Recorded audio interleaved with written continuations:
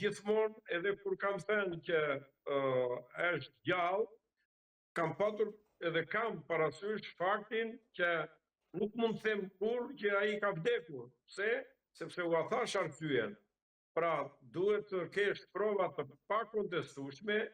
100% të vërteta,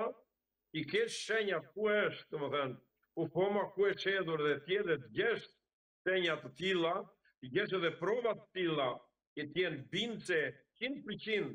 që ky person nuk është më në jetë, pa të thuash që ka vdekur. Dhe derisa këto nuk i kemi faktikisht,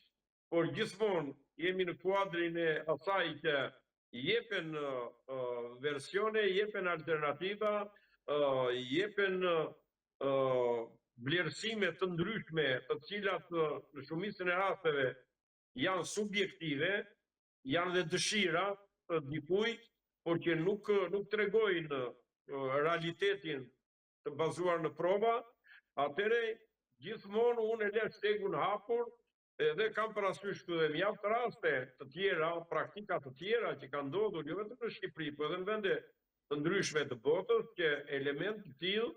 kur e shikojnë që janë të mbytur në krime edhe që si dënim veprat penale që ata kanë kryer mund të shkojnë deri në burgim të përjetshëm,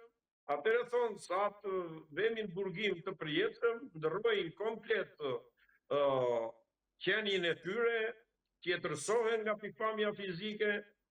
tjetërsohen madje edhe nga pikpamja mendore, bëjnë edhe